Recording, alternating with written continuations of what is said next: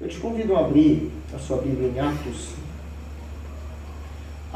dos Apóstolos, ou Atos do Espírito Santo, na vida dos apóstolos. Capítulo de número 17. Nós leremos o capítulo 17, do verso 22.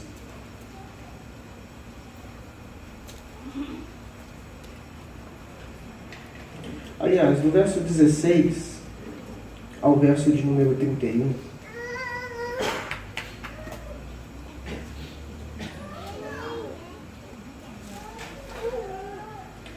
Atos capítulo de número 17, verso 16, até o verso de número 31. Diz assim o texto: Enquanto Paulo os esperava em Atenas, o seu espírito se revoltava em face da idolatria dominante na cidade. Por isso, dissertava na sinagoga entre os judeus e os gentios piedosos, também na praça, todos os dias, entre os que se encontravam ali. E alguns dos filósofos epicureus e estoicos contendiam com ele, havendo quem perguntasse: que quer dizer esse tagarela? E outros: parece pregador de estranhos deuses, pois pregava Jesus e a ressurreição. Então, tomando-o consigo, o levaram ao Areópago, dizendo: poderemos saber que nova doutrina é essa que ensinas? Posto que nos trazes aos ouvidos coisas estranhas, queremos saber o que vem a ser isso. Pois todos os de Atenas e os estrangeiros residentes, de outra coisa não cuidavam senão de dizer ou ouvir as últimas novidades. Então Paulo, levantando-se no meio do Areópago, disse: senhores atenienses, em tudo vos vejo acentuadamente religiosos, porque, passando e observando os objetos de vosso culto, encontrei também um altar no qual está escrito: ao Deus desconhecido. Pois esse Deus que adorais sem conhecer é precisamente aquele que eu vos anuncio. O Deus que fez o mundo e tudo que nele existe, sendo ele Senhor do céu e da terra, não habita em santuários feitos por mãos humanas, nem é servido por mãos humanas como se de alguma coisa precisasse. Pois ele mesmo é quem a todos dá vida, respiração e tudo mais. De um só fez toda a raça humana para habitar sobre toda a face da terra, havendo fixado os tempos previamente estabelecidos e os limites da sua habitação, para buscarem a Deus, se porventura tateando possam achar, bem que não está longe de cada um de nós, pois nele vivemos e nos movemos e existimos, como alguns dos vossos poetas têm dito, porque dele também somos geração. Sendo, pois, geração de Deus, não devemos pensar que a divindade é semelhante ao ouro, à prata ou à pedra, trabalhadas pela arte e imaginação do homem. Ora, não levou Deus em conta os tempos da ignorância, agora, porém, notifica aos homens que todos, em toda parte, se arrependam, porquanto estabeleceu um dia em que há de julgar o mundo com justiça, por meio de um varão que destinou e acreditou diante de todos, ressuscitando dentre os mortos. Vamos orar mais uma vez? Senhor nosso Deus, fale conosco, pois necessitamos de Ti, necessitamos da Tua graça. Ó Deus, e nos dê nesta noite um espírito de servidão, pois o Senhor disse que no nosso meio nós não seríamos como os ímpios, pois os ímpios buscam os primeiros lugares, os primeiros assentos. Os ímpios buscam a glória deste mundo, mas o Senhor disse que no meio dos teus discípulos seria diferente. Aquele que quiser ser maior, que sirva. Aquele que quiser ser o primeiro, seja o último. E aqui, ó Deus, não há ninguém mais importante que ninguém, mas somos todos servos. Somos como mendigos com a mão estendida para o Senhor, pedindo as tuas bênçãos e a tua graça. Nós não temos nada a te oferecer, Senhor. Tudo que temos, o Senhor é quem nos concede. É por isso que o salmista disse: que darei eu ao Senhor? tudo pertence a Ele. Senhor, por isso nesta noite, nós somos servos e estamos aqui para servir uns aos outros com os dons e os talentos que o Senhor nos deu. Seja o Senhor glorificado nesta noite. Seja o Senhor exaltado. Que não haja espaço em nossos corações para nenhum tipo de vanglória. E que o Senhor desvende os nossos corações, assim como o Senhor fez com Lídia, para atendermos as coisas do Senhor. Abra, Senhor, o nosso entendimento. Desvende os nossos olhos. Destape os nossos ouvidos, para que possamos voltarmos ao Senhor de todo o nosso coração, de todo o nosso entendimento, de todas as nossas forças, para que o Teu nome seja glorificado. Fale conosco mais uma vez, pois precisamos muito de Te ouvir, em nome de Jesus. Amém.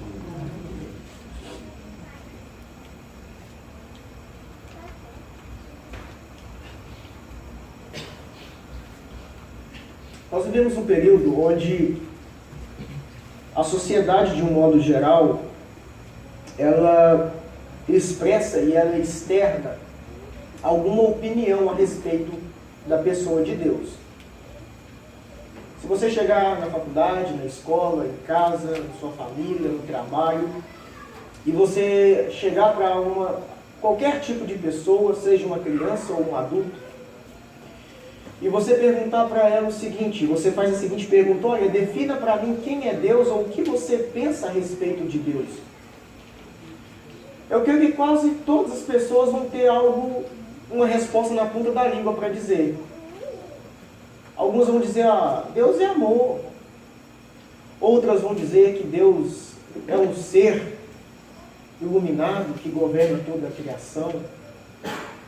Outras vão dizer que Deus é um ser bom. Outras dirão que Deus não existe, mas é fruto da imaginação do ser humano em meio às suas dificuldades, os seus medos, o qual ele necessita imaginar um ser onipotente que o governa a sua vida. Mas, no geral, todo mundo tem uma opinião a respeito sobre Deus. Ninguém se omite diante desta grande pergunta sobre quem é Deus. Pelo contrário, todos têm uma resposta pronta. Certa feita, um colunista da Folha de São Paulo e comediante chamado Gregório do Vivier. Gregório do Vivier é um comediante, né, que é muito conhecido em nosso país pelo canal chamado Portas dos Fundos. É um canal onde eles fazem muitas vezes críticas à religião e todo esse sistema religioso que governa o nosso país. E certa feita, o Gregório do Vivier, se eu não me engano, no ano retrasado, no período de Natal, ele fez um texto para a Folha de São Paulo, do qual ele é colunista, sobre a pessoa de Jesus Cristo. E Gregório do Vivier afirma em seu texto que Jesus era um comunista, pois ele ensinou que devemos dividir as coisas, partir o pão. Ele nos ensinou a abrir mão de riquezas e não se importar muito, não buscar muito riquezas. E ele também disse que Jesus era um black bloc, né? Black bloc são aqueles caras que saem na rua com máscara preta, quebrando as coisas. Nós vimos isso muito em 2013, quando a população brasileira foi às ruas protestar contra a política. Nós vimos ali alguns black blocs que entravam, quebravam hospitais, quebravam os vidros de lojas, de concessionárias e por aí vai. Ele disse que Jesus era um comunista porque Jesus era desapegado a riquezas e dividia suas coisas. E ele diz que em seu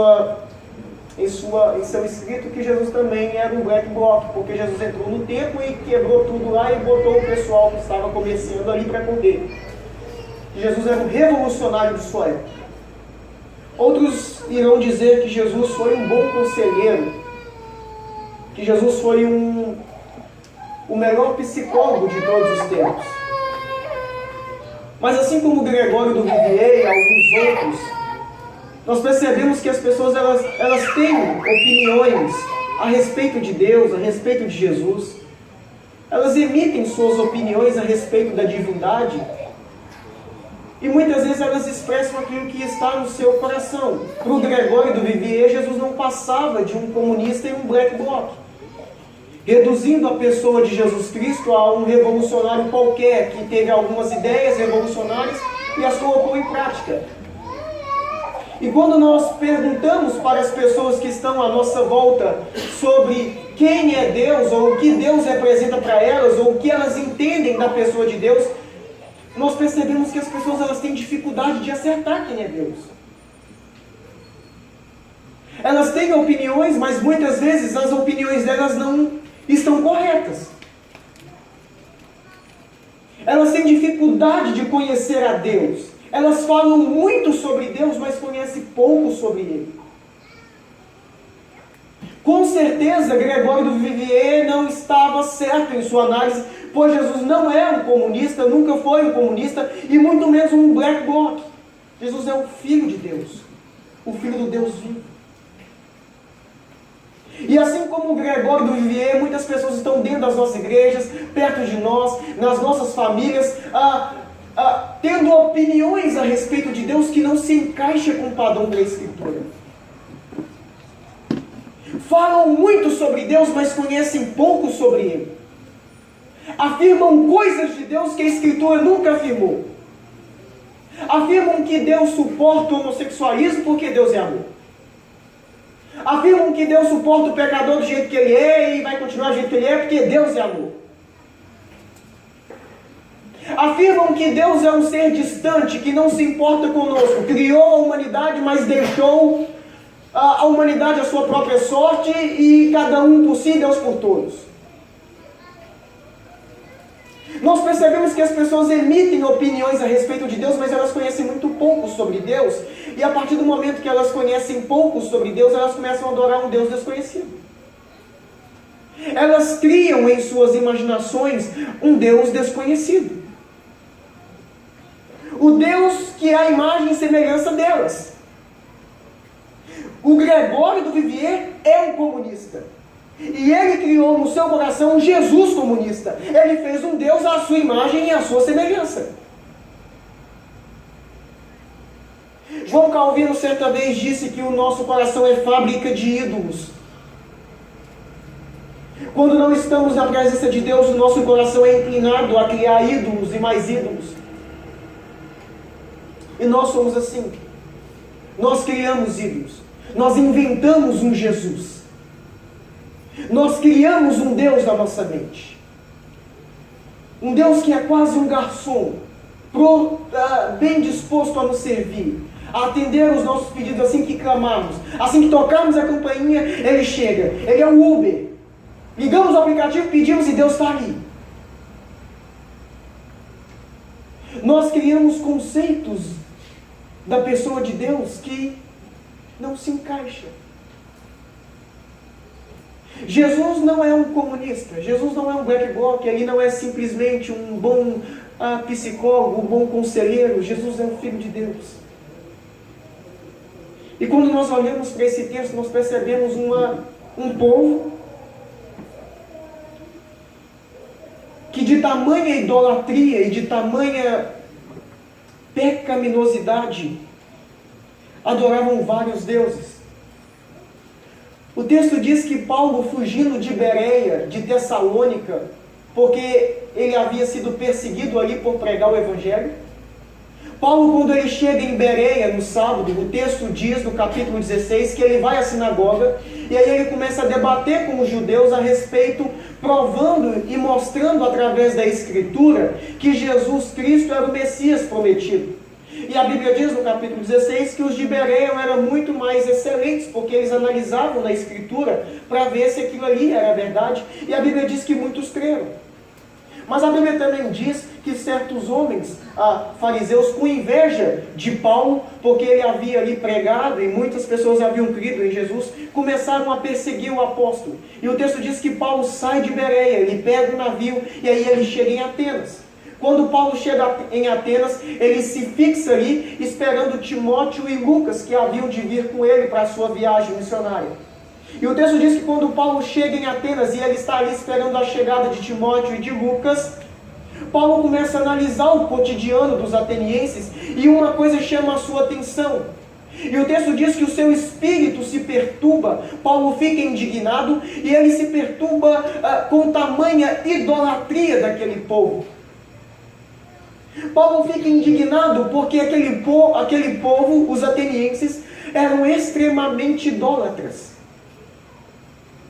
E a idolatria deles era tamanha que eles fizeram um altar ou alguns altares com o título ao Deus desconhecido. Porque na mente dos atenienses funcionava da seguinte maneira: nós precisamos agradar todos os deuses, para que eles não fiquem irados contra nós. Mas se porventura nós esquecermos de algum Deus, se porventura nós esquecermos de alguma divindade, nós vamos fazer um altar a esse Deus que nós esquecemos, a esse Deus que nós não conhecemos. E aí a gente agrada todo mundo. Nenhum Deus vai ficar irado com nós. Tamanha era a superstição e a idolatria daquele povo, que eles fizeram um altar ao Deus desconhecido, e eles começavam a adorar um Deus que eles nem conheciam, porque tamanho era o medo deles.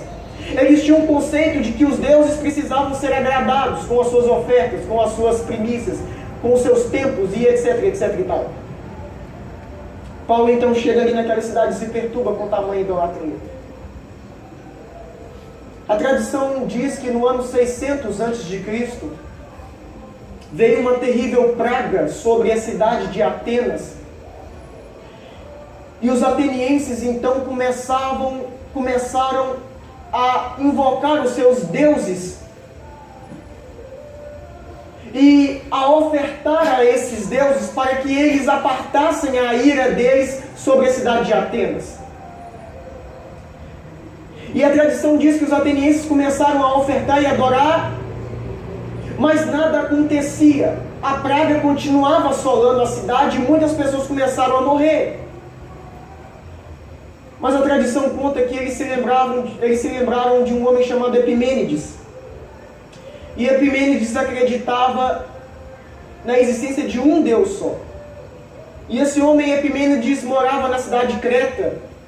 E os atenienses então mandam chamar Epimênides e falam assim: olha, resolva o nosso problema, porque existe um Deus que está nos castigando, só que nós não o conhecemos. Mas ouvimos dizer que você conhece esse Deus, então rogue a ele para que ele aparte de nós a sua ira. Epimênides então, ele diz o seguinte: olha, então tá, vamos fazer o seguinte. Nós precisamos saber desse Deus desconhecido que está castigando vocês, onde ele deseja ser adorado. E diz a tradição que Epimênides manda os atenienses pegarem algumas ovelhas e deixarem aquelas ovelhas em jejum em algumas horas, para que elas ficassem com muita fome. E depois lançassem elas ao campo. E Epimênides disse a eles assim: olha, aquelas ovelhas que não forem comer, mesmo estando com fome, mas deitarem e se aquietarem, é sinal de que esse Deus quer que ali seja edificado um altar para ele, um altar a esse Deus. E a tradição diz que algumas ovelhas deitaram e mesmo com fome, mesmo estando em jejum, não foram comer como as outras, mas se repousaram em algum lugar ali naquela cidade. E aonde aquelas ovelhas repousaram, eles edificaram um altar ali ao Deus desconhecido, aquele Deus que os atenienses não conheciam, e edificaram ali um altar e sacrificaram ali oferendas a esse Deus. E diz a tradição que aquela praga foi embora. E desde então aquele altar ao Deus desconhecido permaneceu na cidade de Atenas, sendo adorado. Mas Paulo percebe que a idolatria deles e a cegueira espiritual deles era tão grande, que eles criaram vários deuses e começaram a adorar coisas e seres que eles nem mesmo conheciam. Um certo homem uma vez disse que em Atenas era mais fácil achar deuses do que pessoas. Tamanha era a idolatria. Eram mais ou menos cerca de 24 mil deuses diferentes em Atenas. Atenas não era uma potência econômica, não naquela época de Paulo, mas era uma potência intelectual. Os jovens de várias nações e de várias cidades iam até Atenas para estudar filosofia e a política ateniense, e nós até hoje somos influenciados pela filosofia de Atenas, de Aristóteles, Platão e por aí vai, e pela política deles.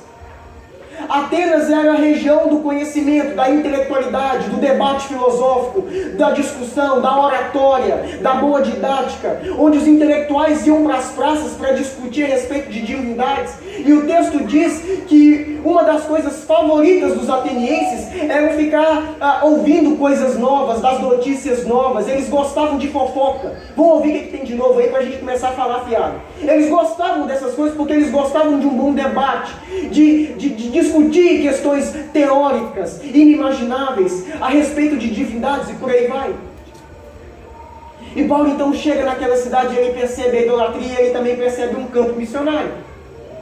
Paulo olha para aquele altar escrito ao Deus desconhecido e ele, guiado pelo Espírito Santo, ele tem a ideia: é esse Deus desconhecido que vocês adoram que eu vos apresento neste dia.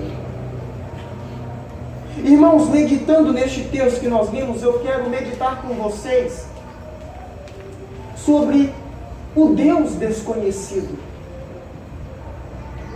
Quem é esse Deus que nós professamos? Quem é esse Deus que nós invocamos o seu nome? Quem é esse Deus que nós estamos de segunda a domingo nos templos o adorando e o bendizendo? Quem é esse Deus desconhecido de muitos aí? Quem é este Deus que é desconhecido por muitos crentes? Assim como Paulo apresentou para os atenienses o Deus desconhecido, eu quero vos apresentar nesta noite também o Deus desconhecido. Para que depois deste dia, ele nunca mais seja desconhecido nem para mim nem para você, mas ele passe a ser conhecido por nós e adorado por nós. O Deus desconhecido dos atenienses é o Deus desconhecido de muitos de nós em nossos dias. O Deus desconhecido dos atenienses é o Deus desconhecido de muitos de nossos jovens, adultos, senhores e senhoras, crianças de nossos templos e igrejas. Quem é este Deus desconhecido? Em primeiro lugar, irmãos, o Deus desconhecido dos atenienses e de muitos de nós é o Deus Criador de todas as coisas. O verso 24 nos mostra isso. Se você puder, acompanhe comigo. Eu vou ler e você acompanhe comigo. Olha o que Paulo diz no verso 24. Verso 23 e verso 24. Porque, passando e observando os objetos de vosso culto, encontrei também um altar no qual está escrito: ao Deus desconhecido. Pois esse Deus que adorais sem conhecer é precisamente aquele que eu vos anuncio. O Deus que fez o mundo e tudo que nele existe, sendo ele Senhor do céu e da terra.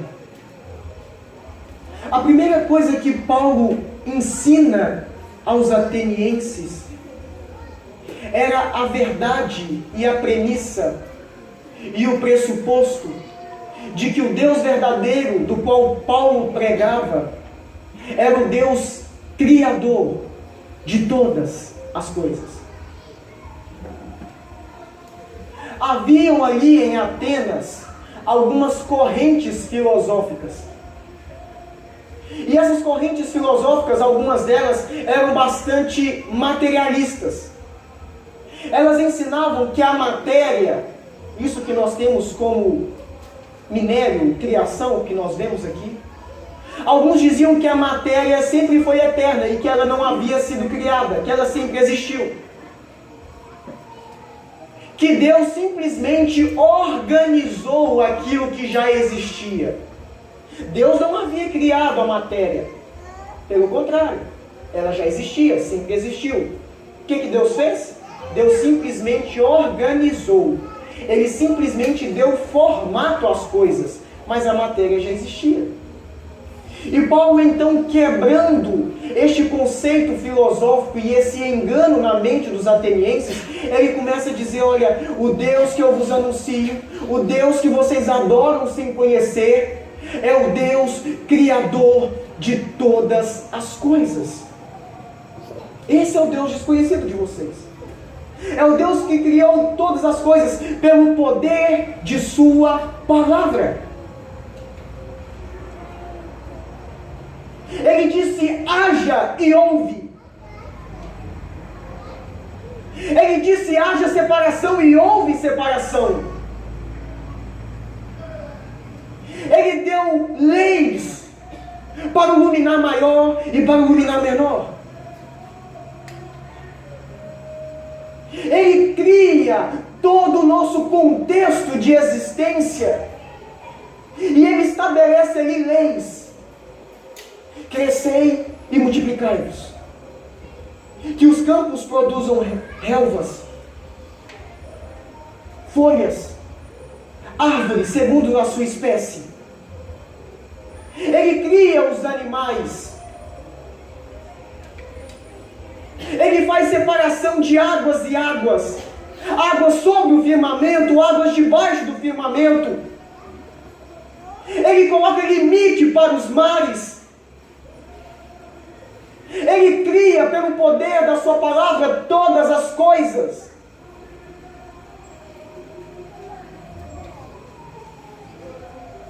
E João diz isso. No princípio era o Verbo, e o Verbo se fez carne, e o Verbo estava com Deus, e sem ele nada do que foi feito se fez. Jesus Cristo estava ali, ele é o Verbo de Deus, ele é a palavra de Deus. Quando Deus diz: haja, tudo passou a existir. Ele traz à existência aquilo que não existe. Ele não precisa usar nenhuma matéria pré-existente, mas pelo seu poder, pela sua glória, ele diz: haja, e aquilo que não existia passa a existir como se já existisse. É esse Deus que Paulo ensina aos atenienses. Não é um Deus limitado que precisa de coisas criadas, mas é um Deus que chegou em uma existência sem forma e vazia, cujo Espírito pairava sobre a face das águas, e Deus diz: haja e houve.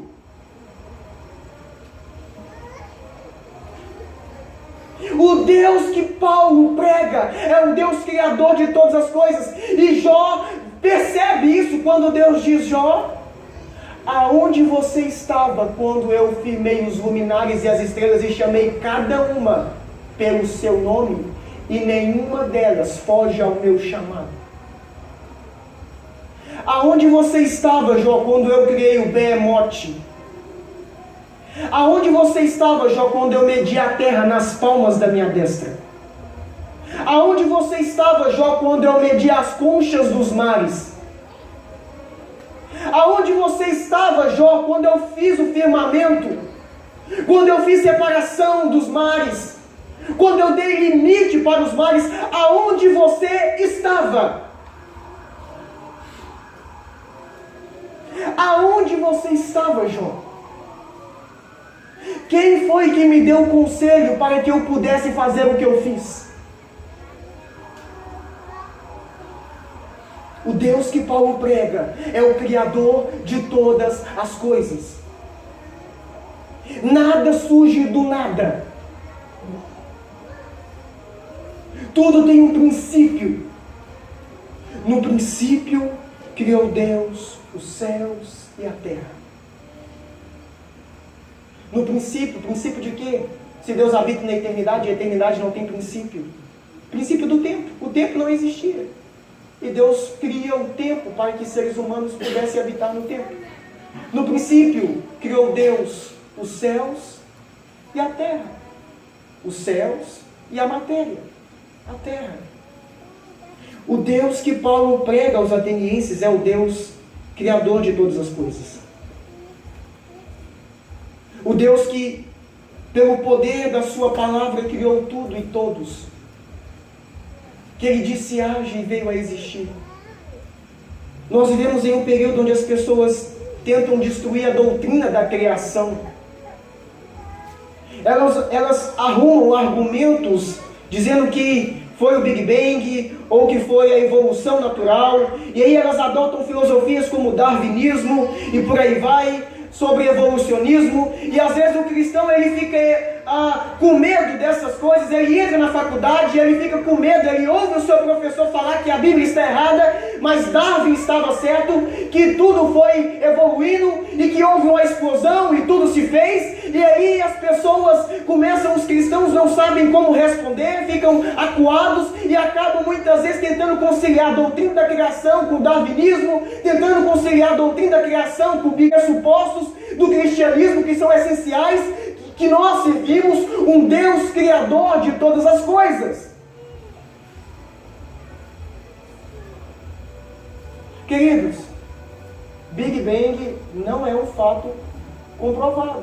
Por isso que o nome é teoria. Porque todas as vezes que foi colocado à prova, não passou no teste. Só que isso é ensinado como uma verdade. Muitos cientistas sérios de nossos dias debatem isso e refutam isso como não tendo lógica e nem sentido. Só que não é do interesse da grande mídia mostrar isso. E por aí vai. O Deus desconhecido dos atenienses era o Deus criador de todas as coisas. E isso foi uma bomba na cabeça deles. Foi uma bomba na cabeça dos epicureus, que era uma corrente filosófica, que acreditava que tudo já existia e Deus só organizou as coisas. Foi uma bomba na cabeça dos estoicos, que acreditava que Deus havia criado as coisas e que Deus era tudo, Deus era árvore, Deus era água, o panteísmo violento que existia ali, que Deus é todas as coisas e não há distinção entre criação e criador. E Paulo diz, não, esse Deus que vocês adoram sem conhecer é o Deus criador. Ele fez tudo isso. Ele fez todas as coisas. Ele criou todas as coisas pelo poder da sua palavra. Ele deu ordem, tudo se fez. Quando o anjo chega para Maria, anunciando que ela conceberia e daria à luz o Salvador da humanidade,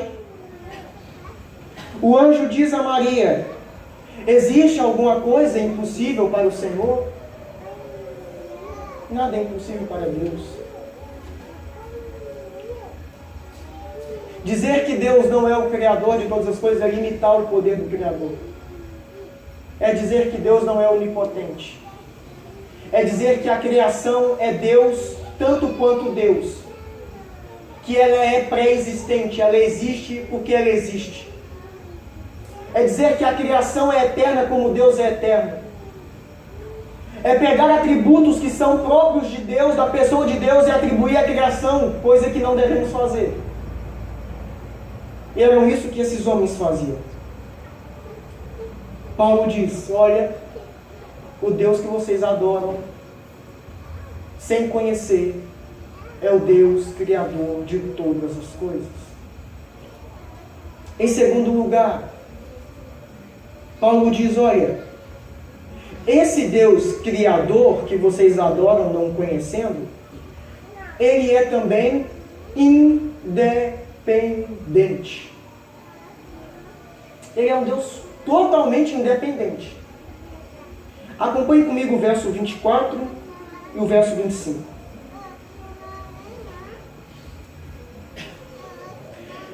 O Deus que fez o mundo e tudo que nele existe, sendo ele Senhor do céu e da terra,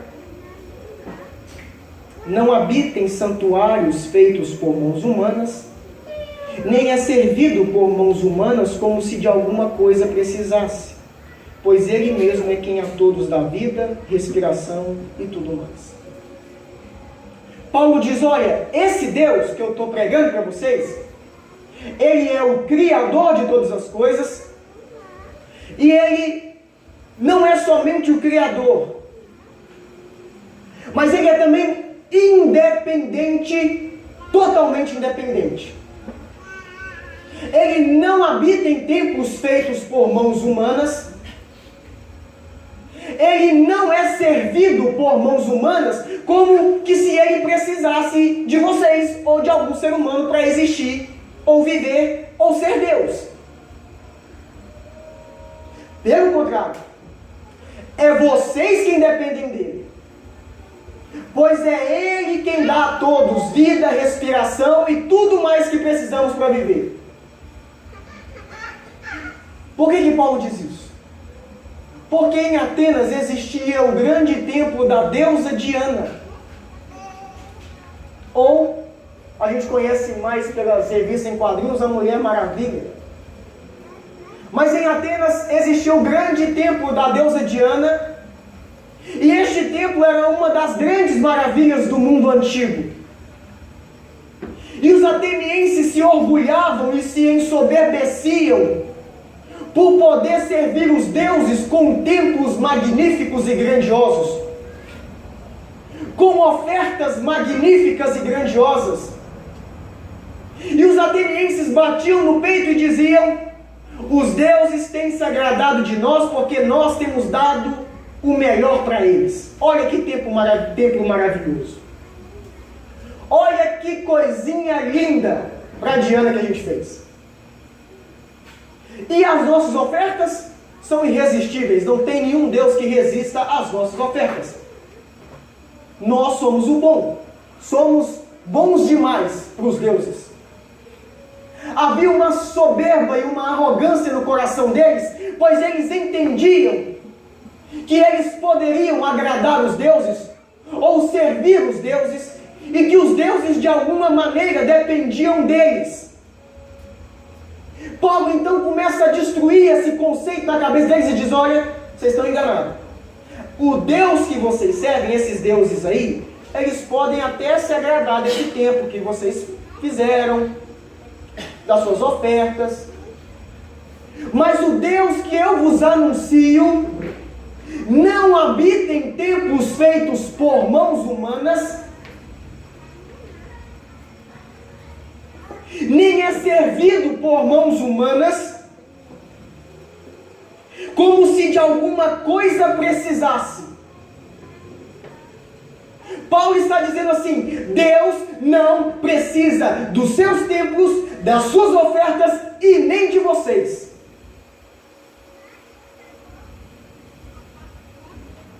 Mas se Deus não habita em templos feitos por mãos humanas, por que é que Jesus, quando viu os comerciantes vendendo e comprando no templo, ele os expulsou, dizendo que ali era a casa de meu pai? É porque o templo físico é um lugar onde os templos se reúnem para adorar o Senhor. E o lugar material onde os templos do Espírito se reúnem para adorar e louvar o Senhor, não há espaço para comércio. É por este motivo. Não porque Deus habita em templos feitos por mãos de homens. João, em Apocalipse, ele diz que na nova Jerusalém que desce do céu não haverá mais templo, pois nós habitaremos nele e ele em nós. Ele será o sol da justiça que governará a cidade. E de lá, ele enxugará dos nossos olhos todas as lágrimas. Ele é um Deus independente. Ele não depende de tijolos, ele não depende de cadeiras, ele não depende de microfones, ele não depende do meu, do seu dízimo, da minha, da sua oferta, pois tudo pertence a ele, porque ele criou todas as coisas. Nós vivemos em um mundo de Deus, um mundo que Deus fez, que Deus criou, que Deus formou, e ele diz para nós cuidarmos disso, administrarmos isso, mas isso não é nosso, é de Deus. Ele não depende de mim, de você. Deus é independente no seu ser. Ele não depende de mim, de você para ser quem Ele é. Ele simplesmente é. Certa vez Moisés chega para Deus e diz assim: ah tá, eu vou lá no faraó, beleza, mas quem é o Senhor? Eu vou chegar para ele e falar o quê? Quem me mandou? Ele vai me perguntar. E Deus disse para ele: eu sou o que sou. Mostrando que ele é. Ele é independente no seu ser. Nós dependemos de Deus para viver e ser o que somos. Mas Deus não depende de nós para ser o que Ele é. Ele simplesmente é. Deus é independente em sua existência. Nós dependemos de Deus para existir. Dependemos de alimentos. Dependemos de moradia e por aí vai. Mas Deus é independente em sua existência. Não houve um momento da eternidade que Deus não existisse. Não tem como se antecipar de Deus. Não tem como chegarmos para Deus e dizermos assim: Deus, o Senhor se atrasou, eu cheguei primeiro que você. Não tem, porque quando nós vamos no Gênesis, nós percebemos que no princípio Ele já estava lá. Ele está antes de tudo. Ele é independente no seu ser. Deus é independente no seu amor. Ele não depende de mim, de você para amar. E Jesus deixa isso bem claro quando Ele diz: Pai, revela a Tua glória. Aquela glória que eu tinha contigo antes da fundação do mundo. Aquele amor que nós tínhamos antes da criação de todas as coisas, revela-os, Pai.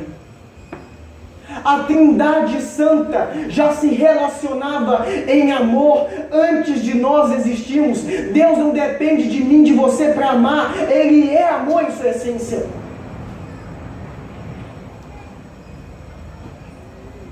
Deus é independente em seus propósitos. Ele não depende de mim, de você, para que os seus propósitos se cumpram. Eles vão se cumprir, você querendo ou não. Jó disse: bem sei, Senhor, que nenhum dos teus planos podem ser frustrados. Deus é independente em seus projetos, em seus planos, em seus decretos. Ele é totalmente independente de nós. Ele é Deus, não dependendo das circunstâncias. Mas nós somos totalmente dependentes dele. Nós somos dependentes dele para existir. Porque o Senhor é quem dá e quem tira a vida. Nós somos dependentes dele para todas as coisas. E é isso que Paulo diz. Ele não é servido por mãos humanas, como se de alguma coisa precisasse. Preste bem atenção. Deus não depende do meu e do seu dízimo. A igreja não é sustentada pelo dízimo seu e meu. Ela é sustentada pelo Senhor Jesus, que é o dono da igreja. Por que eu estou dizendo isso? Porque tem muita gente que acha que pode mandar na igreja porque o dízimo dele é alto, a oferta dele é alta, e ele acha que ele manda na igreja e que a igreja vive por causa dele. A igreja vive pela fé no Senhor. Se não tiver dinheiro, a igreja vai continuar lá, porque ela depende de Deus. Dízimo e oferta são instrumentos que Deus usa para nos abençoar, cuja nós devemos dar com alegria e gratidão. E é aí que está a diferença entre o justo e o ímpio.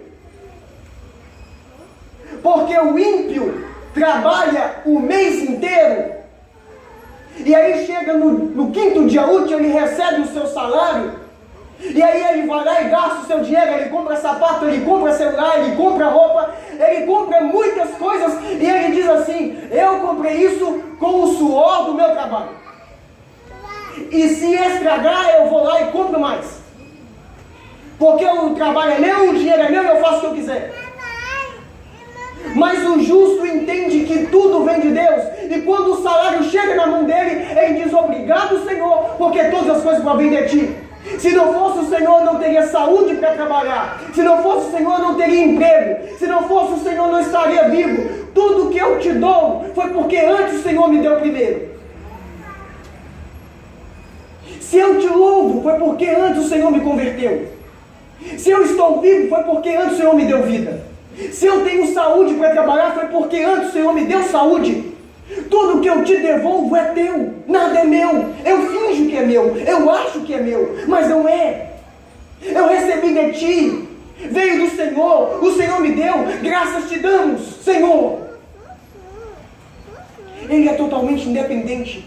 Nós que somos dependentes dele. Nós somos dependentes dele em todas as coisas. E é esse Deus desconhecido que os atenienses precisavam conhecer. Um Deus que não dependia de templos. O que é templo de Salomão, gente? Diante da glória de Deus. O que é templo de Edir Macedo diante do Deus que fez todas as coisas? O que é essa miséria? Não é nada. Nada. E tem gente que acha que faz muito. Eu sou muito bom para pregar, eu sou muito bom para cantar. Ai de Deus se me perdoe. Meu Deus. Meu Deus. Aí ele acha que Deus fica lá no céu assim, ai meu eu do céu. Porque Deus não vai, ai meu Deus do céu. Ai meu eu do céu. Tem gente que acha isso. Os atenienses achavam isso. Deus é totalmente independente, nós que dependemos dele. Esse é o Deus desconhecido. Esse é o Deus desconhecido de muitos de nós. O Deus criador de todas as coisas e um Deus totalmente independente. Precisamos ser gratos a Deus, pois mesmo sendo o Senhor de toda a terra, não se importa de nos servir. Na verdade, não somos nós que servimos a Deus, é Deus quem nos serve. Não nos servir no sentido de que Ele é nosso funcionário, mas nos servir no sentido de que Ele é quem providencia para nós todas as coisas para a nossa existência. É Ele quem nos serve, não somos nós que nos servimos. Pelo contrário, é Ele quem nos dá. É Ele quem nos atrai com o seu amor. É Ele quem nos resgata. É Ele quem deu o seu Filho. É Ele quem nos deu a vida. É Ele quem nos livrou da condenação. É Ele quem nos serve. E não nós que o servimos. Em terceiro lugar, esse Deus criador e independente que Paulo prega é também o Deus da providência. O Deus que providencia todas as coisas. E Paulo diz isso no verso 26. Paulo diz assim: de um só fez toda a raça humana, para habitar sobre toda a face da terra, havendo fixado os tempos previamente estabelecidos e os limites da sua habitação. Paulo está dizendo que de um só fez toda a raça humana para habitar sobre a face da terra. No verso 26, Paulo está dizendo que de Adão, de um só, Deus fez toda a raça humana. Da costela de Adão, Deus fez a Eva. De Adão e Eva, Deus foi usando-os e eles foram multiplicando-se até que nós estamos aqui, nós chegamos aqui. De um só fez toda a raça humana para habitar sobre toda a face da terra. E ele diz que Deus fez de um homem toda a raça humana. E ele diz que ao mesmo tempo que Deus fez o homem, Ele também preparou um ambiente, um habitat para esse homem ficar. E ele diz, de um só fez toda a raça humana para habitar sobre toda a face da terra. E aí o texto diz que Deus fixou os tempos, Ele estabeleceu os tempos e os limites da habitação do homem. Deus, Ele cria todas as coisas, Ele é independente, e Ele mostra para os atenienses que esse Deus que criou todas as coisas, Ele não criou de qualquer maneira. De um só homem Ele cria a raça humana, e Ele estabelece os tempos e os limites da nossa habitação. Que tempos? Nosso tempo. Manhã, noite. Não foi assim que foi em Gênesis? E houve tarde e manhã. Houve tarde e manhã o segundo dia. Houve tarde e manhã o terceiro dia. Houve tarde e manhã o quarto, o quinto, o sexto, o sétimo, e aí Deus descansa. Paulo está dizendo assim, olha, só existe tempo Nós só vivemos em um espaço chamado tempo porque Deus fez. Deus quem providenciou os tempos que nós vivemos e os limites da nossa habitação. Deus não nos fez para morar em Marte. Ele estabeleceu limites, e o limite que Ele nos deu foi esse aqui, planeta Terra. Nós vivemos em um contexto criado por Deus, onde Deus estabelece tempos e limites para nós. Ele providencia essas coisas. É por isso que nós temos o verão, o inverno, outono, primavera, e etc, e etc. Porque Deus estabeleceu os tempos para dias, anos e meses. Todas as coisas foram providenciadas por Deus.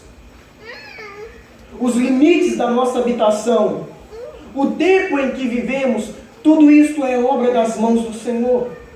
Ele providencia para nós habitação. Ele providenciou para Adão e Eva um jardim. Ele providenciou para Adão e Eva tempos. E Ele também deu a eles limites de habitação. E é isso que Paulo diz: de um só fez toda a raça humana para habitar sobre toda a face da terra, havendo fixado os tempos previamente estabelecidos e os limites da sua habitação, para buscarem a Deus, se porventura tateando o possam achar, bem que não está longe de cada um de nós. Paulo diz que Deus não está longe de cada um de nós. E por que Deus não está longe de nós? Porque nele vivemos, nos movemos e existimos, como alguns dos vossos poetas têm dito, porque dele também somos geração. Paulo diz que Deus está perto de nós. Deus não nos abandonou e não nos deixou à nossa própria sorte. Pelo contrário, nele nós vivemos, nos movemos e existimos. Toda a nossa existência é sustentada pela pessoa de Deus. Nos movemos porque Deus está conosco.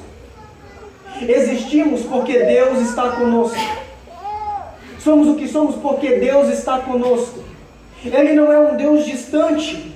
Ele não fez a terra e a deixou, pelo contrário, Ele está bem perto de nós, para buscarmos a Deus, se porventura tateando, possamos achar, bem que não está longe cada um de nós, pois nele vivemos e nos movemos e existimos, porque dele somos geração, ou seja, nós somos criados por Deus. Nós somos descendência de Deus, no sentido de que Deus nos criou. Nele nós somos o que somos. E aí Paulo diz que Deus providencia para nós toda a nossa habitação, todos os nossos tempos e toda a nossa existência. Nele somos o que somos, nele existimos, nos movemos. E Paulo continua dizendo isso. Que Ele é um Deus presente. O Deus desconhecido dos atenienses era um Deus criador, era um Deus independente, era um Deus provedor, mas era também um Deus presente. Ele não está longe de nós, porque nele nós vivemos, nele nós existimos. Só é existência porque Ele está aqui. Só há o que há porque Ele é. Paulo mostra para eles que Deus era um Deus presente, um Deus perto. Deus não era simplesmente transcendente, mas era também imanente, habitava em nós, estava conosco. Nele nós fazemos todas as coisas. Nele nós fazemos tudo aquilo que precisamos fazer e somos tudo aquilo que devemos ser. E para encerrar, Paulo apresenta a eles um Deus que é o juiz de toda a terra. Ele não é só o Criador. Ele não é só um ser independente. Ele não é só um ser provedor. Ele não é só um Deus presente que está conosco, cujo nele nós vivemos e nos movemos.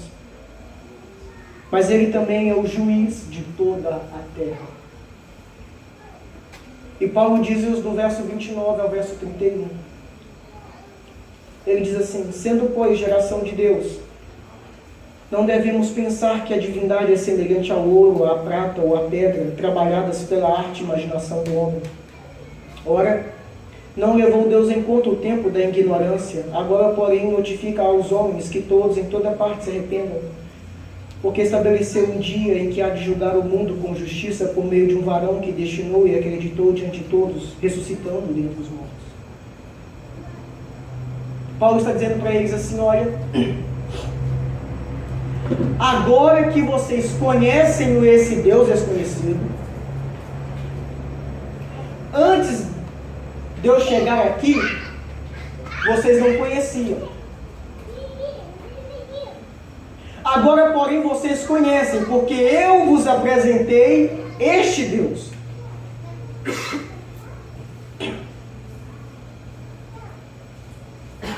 Agora que eu vos apresentei este Deus, por favor, parem de achar que Deus é coisas criadas pelas mãos de vocês. Não devemos pensar que a divindade é semelhante ao ouro, ou à prata, ou à pedra esculpida por vocês. Vocês acham que Deus é a imagem de Atenas, de Diana e etc. Vocês acham que Deus são essas coisas que vocês fazem com ouro, com a prata e com a pedra. Mas Deus não é isso. Por favor, parem com essa besteira. Sendo nós criação de Deus, não tem lógica Deus ser pedra, ouro e prata. É isso que Paulo diz. Sendo, pois, geração de Deus, não devemos pensar que a divindade é semelhante a ouro, a prata ou a pedra trabalhadas pela arte e imaginação do homem. O que Paulo está dizendo era, isso aí que vocês criaram pela mente de vocês, não é Deus. É simplesmente pedra, ouro e prata. É isso que essas coisas são. Isso não é Deus, essas coisas não é Deus. E aí no verso 30, Paulo continua e ele diz, olha, não levou Deus em conta os tempos da ignorância. Paulo está dizendo para eles assim, olha, Deus não, até agora vocês não conheciam, vocês estavam na ignorância, mas agora vocês não estão mais, porque eu estou pregando para vocês, eu estou anunciando para vocês esse Deus verdadeiro. Vocês agora não são mais ignorantes. Então, por favor, arrependam-se dos seus pecados, arrependam-se das suas misérias e das suas transgressões, porque Deus não levou o tempo da ignorância, mas agora que eu preguei para vocês, Ele notifica a vocês, e não só a vocês, mas a todos os homens, em todos os lugares que cometem o pecado da idolatria, que se arrependam dos seus pecados. Ele ordena a todos os homens que têm esse pensamento que vocês têm, que se arrependam dos seus pecados, das suas transgressões. Ele notifica a todos os homens em todos os lugares que se arrependam. Deus não levou em conta o tempo da ignorância, mas agora vocês não são mais ignorantes, agora eu estou pregando para vocês, e agora Deus vai levar em conta. Então se arrependam dos seus pecados. Deus notifica aos homens em toda parte que se arrependam. E por que vocês devem se arrepender? Porque vai chegar um dia, e Ele estabeleceu esse dia, verso 31. Porquanto estabeleceu um dia em que há de julgar o mundo com justiça, por meio de um varão que destinou e acreditou diante de todos, ressuscitando entre os mortos. Vocês precisam se arrepender desses pecados, porque vai chegar um tempo em que Deus vai julgar a terra. E Ele vai julgar a terra por meio de Jesus Cristo, que é o varão que Ele destinou, confirmando no meio dos homens, e o ressuscitou dentre os mortos. Ele vai julgar a terra. Esse Deus que é pregado aí, que é quase um hippie, paz e amor, I love you. Esse Deus que passa a mão na cabeça de todo mundo, não é o Deus das Escrituras. As Escrituras não é só uma parte, mas é um todo. E ela diz que Deus é amor, ela diz sim, mas ela também diz que Deus é justiça. E que Ele também tem ira para derramar sobre os pecadores e transgressores. E vai chegar um tempo em que Deus vai derramar a sua ira. Não é isso que João vê em Apocalipse?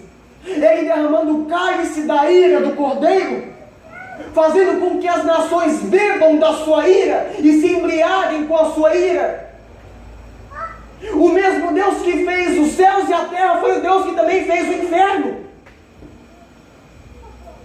A diferença é que quando Deus fez os céus e a terra, Ele diz assim: isso é muito bom.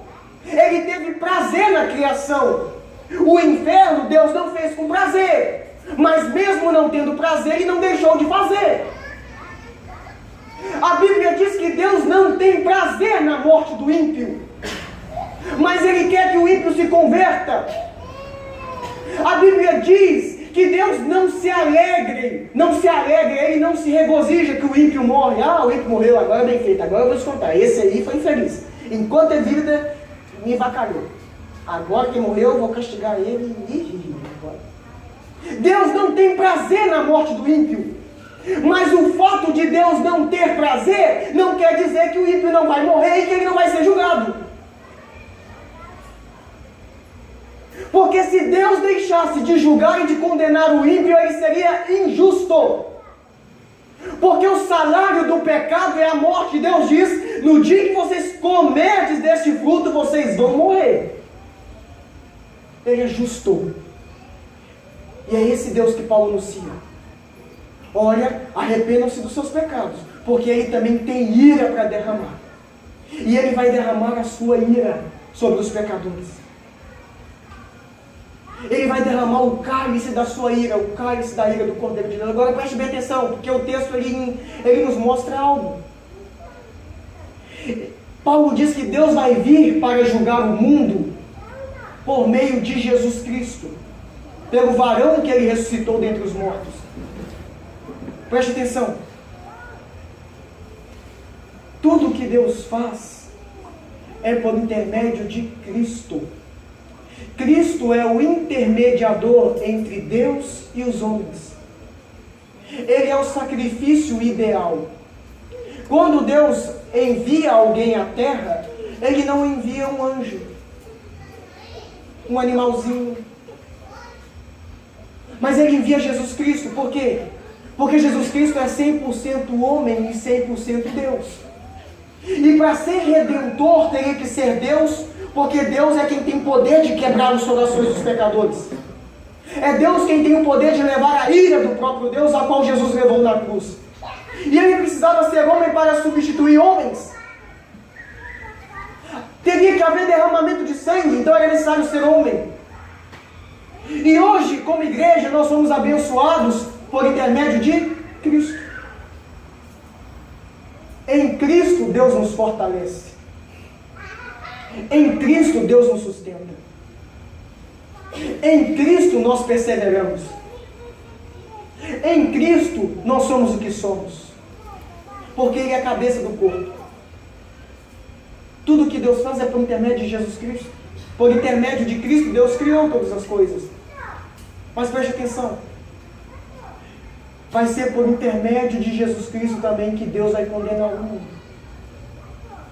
Ele há de vir para julgar o mundo, e Ele vai julgar o mundo pelo varão que Ele destinou. João diz que o cálice da ira é o Cordeiro. Cristo é tanto o intermediário das bênçãos, como também da ira de Deus. Em Cristo todas as nações serão julgadas, todos os povos serão tratados de igual para igual, e não haverá um que escape diante da justa ira de Deus. Não haverá um que escape diante da sua justiça. Não haverá um que possa se esconder ou se justificar diante dele, dizendo: Senhor, Senhor. Não haverá. Porque Ele é justo. Ele é justo. É esse Deus que Paulo ensina. Um Deus criador, um Deus independente, um Deus provedor, um Deus pessoal que está conosco, nós vivemos nele, mas é também o juiz de toda a terra. Cale-se diante dele todos os povos. E esse Deus há de voltar para julgar o mundo com justiça. E isso, irmãos, para nós é motivo de alegria, pois o Senhor voltará, mas é também um motivo de preocuparmos como estamos levando a nossa vida. Pois o Senhor não faz acepção de pessoas para julgar. Ele julga o rico e o pobre, o branco e o negro, o alto e o baixo. É esse o Deus desconhecido de muitos de nós. É um Deus que ama, mas é também um Deus que tem ira para manifestar. É um Deus independente que não depende. Esse é o Deus que servimos. Se antes ele era um Deus desconhecido, que a partir de hoje ele não seja mais. Pois nós sabemos agora quem é o nosso Deus. Terrível coisa é, irmãos, caímos na mão do Deus irado. Terrível coisa é. E é este Deus que Paulo apresenta, e é esse Deus que eu vos apresento nessa noite. O Deus desconhecido. Amém? Feche seus olhos nesta noite. Senhor nosso Deus. Certa feita, Senhor, um homem chamado Paulo chega em Atenas e ali ele começa a apresentar aqueles homens que viviam no engano e na idolatria. Paulo prega para eles sobre o Deus desconhecido. E eu creio, Senhor, que é de muita importância nós pregarmos esse Deus desconhecido, porque há muitas pessoas em nosso meio, em nossos dias, que estão como os atenienses, adorando coisas e deuses que elas não conhecem. Nós criamos muitas vezes um Deus e um Jesus que não é o Deus e o Jesus da Escritura. Nós fazemos um Deus à nossa imagem e à nossa semelhança. Um Deus que depende de nós. Um Deus que é o nosso garçom. Um Deus que precisa de nós para fazer alguma coisa. Um Deus que é só amor e que não liga com o pecado de ninguém. Passa a mão na cabeça de todo mundo. Ó Deus, é esse Deus que muitas vezes nós criamos. Mas obrigado pelo esse capítulo 17 do livro de Atos, pois o Senhor, por intermédio de Paulo, nos apresenta o Deus verdadeiro. Que esse Deus, que o Senhor não seja mais desconhecido de nós, mas que possamos crescer na graça e no conhecimento do Senhor.